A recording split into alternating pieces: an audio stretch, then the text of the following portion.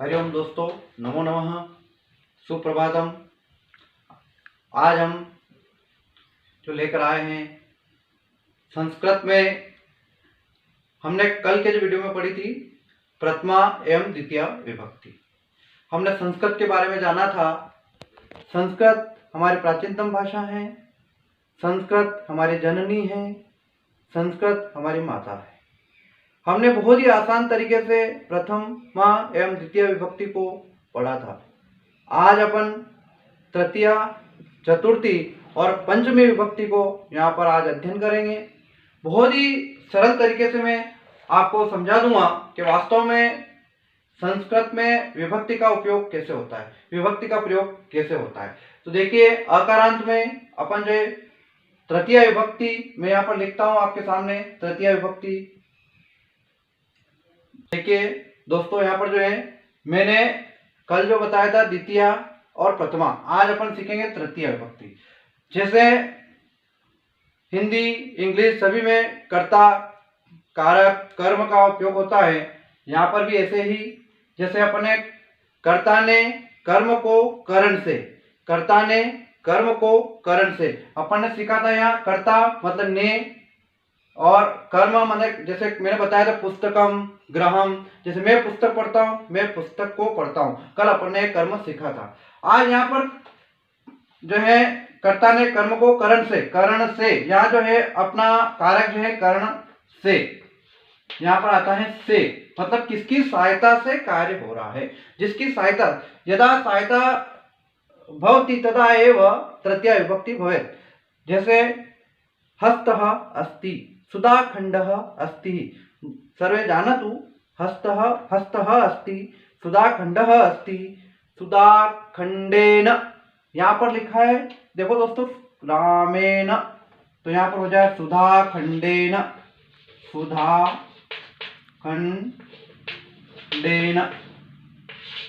ये जो शब्द है रामेण शब्द, एक वचन हमारा तृतीय विभक्ति का। जैसे हम उदाहरण देते हैं, राम ने रावण को काय से मारा? तीर से मारा। राम ने रावण को, मतलब एक कर्ता कौन हो गया? राम हो गया। कर्म कौन हो गया? रावण। और किसकी सहायता से मारा उसने? तीर से। देखो, बहुत ही अच्छे उदाहरण से जो है हम हमारे गुरुजन को सिखाते थे कि राम ने रावण को तीर से मारा, मतलब राम कौन हो गया? कर्ता। मारना किसको था? रावण को। काय से मारा? तीर से। तो ये तृतीय रामेण, बहुत ही आसान है। रामेण सुधाखण्डेन, अहम सुधाखण्डेन लिखामि। जैसे अहम सुधाखण्डेन लिखामि। देखिए दोस्तों, यहाँ पर किसकी सहायता से काम हो रहा है? सुधाखण्ड। सुधाखण्ड इत्युक्ते चाक। अहम हस्तेन ताड़यामि, अहम हस्तेन ताड़यामि, मैं हाथ से। किसकी सहायता काय की है? हाथ की, मतलब हाथ की सहायता से काम हो रहा, इसलिए हस्तेन ताड़यामि। अहम सुधाखण्डेन लिखामि।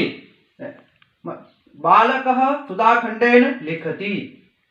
इस प्रकार से जो है यहाँ पर तृतीय विभक्ति जिसकी सहायता से कार्य होता है, वहां पर तृतीय विभक्ति भवेत्, वहां पर तृतीय विभक्ति होती है। दोस्तों, बहुत ही आसान तरीका है संस्कृत सीखने का। इसी की सहायता से अपन जो है पुस्तक पढ़ना सीखते हैं। इंग्लिश में भी अपन ऐसे ही सीखते हैं टेंस के द्वारा।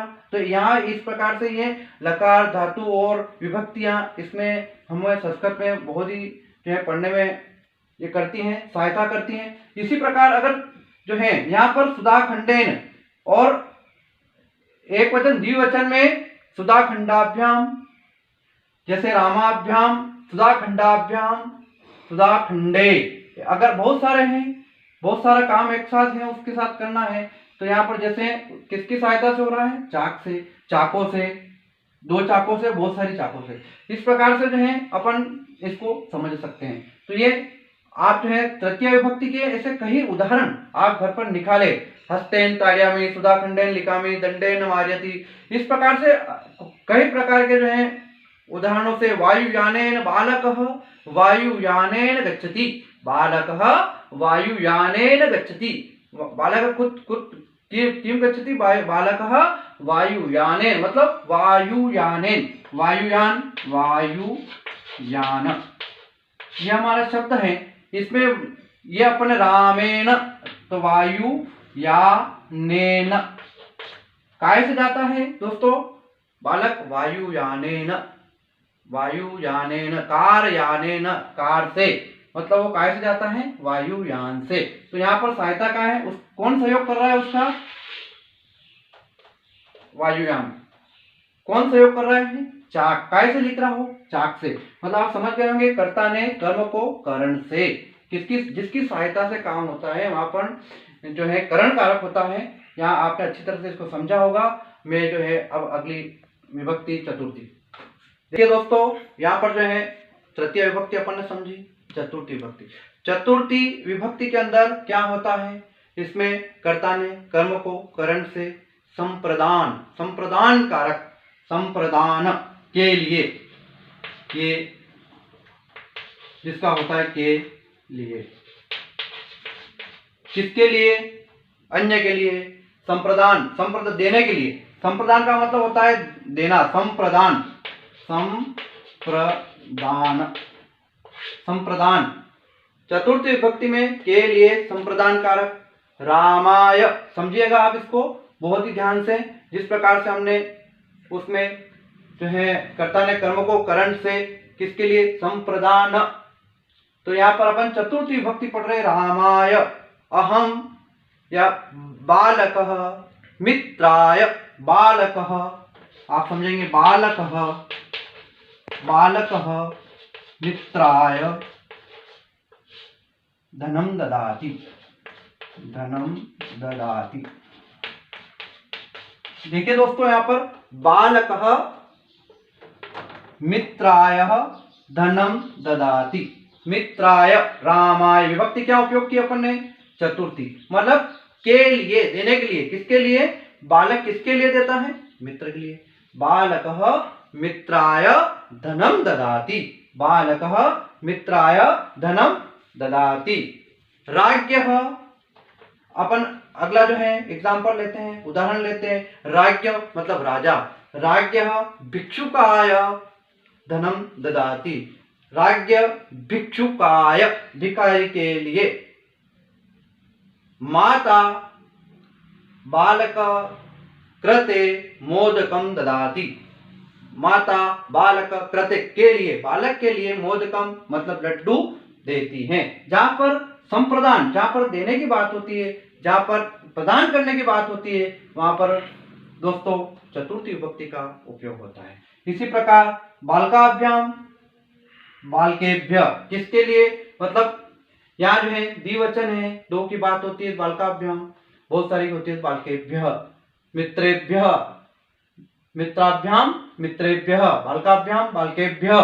इस प्रकार से विभक्ति की अपने को आवश्यकता होती है। विभक्ति के बिना हम जो है संस्कृत को नहीं पढ़ सकते हैं, संस्कृत को नहीं समझ सकते हैं। बहुत ही आसान है। मैं जो है ये सारी विभक्तियां पूर्ण करने के बाद मैं अगले वीडियो में आपको बहुत ही संस्कृत को, एक बार अगर आपको विभक्ति समझ में आ जाएगी तो संस्कृत को कैसे आसान तरीके से अपन उसके अर्थ समझ सकते हैं, कैसे आसान तरीके से उसका संभाषण कर सकते हैं, मैं आपको बहुत ही आसान तरीके से इसको बताऊंगा कि संस्कृत में जैसे अपन कुछ भी लिखते हैं तो हम उसको कैसे समझेंगे।